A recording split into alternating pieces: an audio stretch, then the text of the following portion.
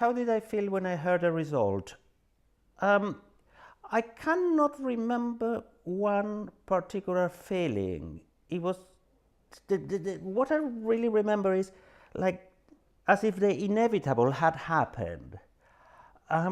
Somehow, even though I thought that the most logical outcome of that referendum, which didn't have any sense from the beginning, was going to be a majority of Remain votes, but somehow the result was a majority of Leave votes didn't surprise me that much.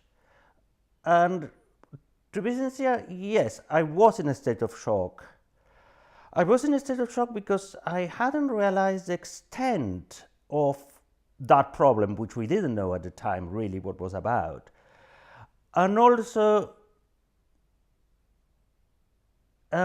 the extent to which I didn't really know this country. So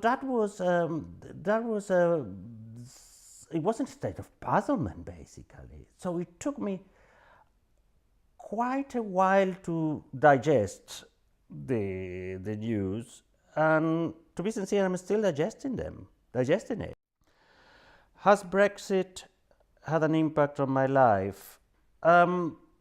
In a sort of subconscious way, I think right away, because I'm a foreigner in this country. I have a British passport. I became British citizen in 2004, but I'm still a foreigner. So even though I know most people are not, most people I see are not prejudiced against foreigners, somehow it made me feel different again, which in the past it never really happened here. For example, very rarely people ask me where I was from. But now I'm more conscious of that. As to how it will impact my life in the future, I'm very scared that, for example, traveling to continental Europe will be a problem, particularly if the pound goes down. Buying photos and other material for my research from Italy could become more expensive. So I'm more scared in practical matters than in my life of every day. So we'll see. Has Brexit changed the way I see the UK? Yes, definitely.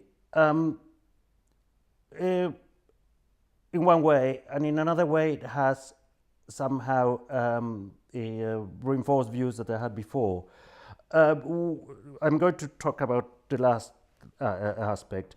When Diana died, it was quite surprising to see all that effusion of public emotion, and people somehow who came out from different realms of society, who for them was a big, Diana seemed to have been somehow have to represented hope, and then suddenly they saw that hope cut, and those people obviously they didn't feel that they were heard by the establishment, let's call it establishment for the time being. And I see that Brexit somehow there has been also something similar, because it has been a protest vote in a way. Many people who voted for Brexit voted because they saw the way of life challenged, and also their economic power diminished.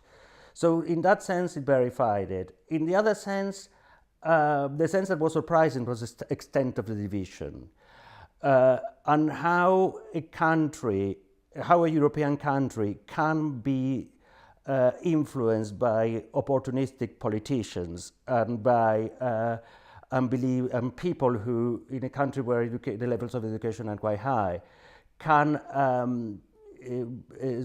succumb to lies to the extent people have during the referendum campaign.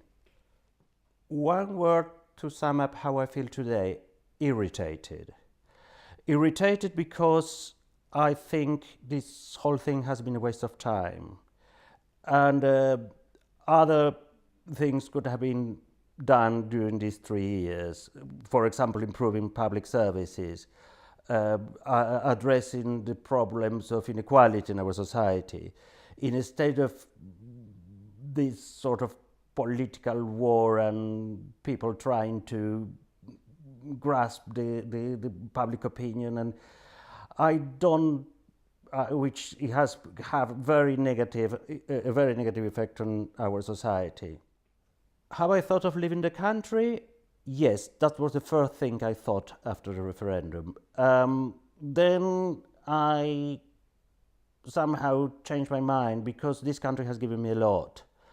And in a sense, I decided to stay here as much as I can to basically try to help in this situation, going to demonstrations, signing petitions, pestering my MP with emails.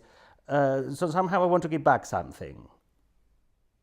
If I am surprised by the lack of progress in the negotiations, absolutely not. I thought from the beginning that it was going to be impossible. As Pascal Lamy put it very eloquently, Brexit was like extracting an egg from an omelette. The amount of legislation that had to be underpinned, and there are so much advantages of remaining in the European Union. At this moment, a moment where it is the world is made of big economic blocs like the States, China, India, Russia, to go into the wild, into the wilderness as a little country with no resources, it's absolutely absurd. And of course, the Conservatives, despite their own personal agenda, have to guarantee that this country lives with the best deal. And I'm afraid the best deal is impossible. This country will always lose by leaving the EU, as all the informed people have said. So, and the EU cannot give concessions to this country, which will debilitate their own union. So I'm not surprised by the lack of progress at all. Do I think Brexit will happen or not? I think there's a big possibility it doesn't happen. It seems possible to me at this stage that there's going to be a long extension, and during that extension, basically, politicians will come to sense and either convoke a referendum after informing people properly about what the EU is about, or simply revoking Article 50 and continuing the debate for several years until we arrive to a good grounding of how Brexit should be taken on, should happen. Despite all the chaos and the uncertainty, what seems to me, by simply watching the debates on BBC Parliament during the indicative votes week, was that female MPs are really becoming more and more outspoken, and they make more sense than men. MPs like Jess Barker or Anna Soubry or other particularly conservatives, female conservative MPs whose names I don't remember, of course not Andrea Leeson, never, but others, they were basically addressing the issues directly and not trying to take advantage of the situation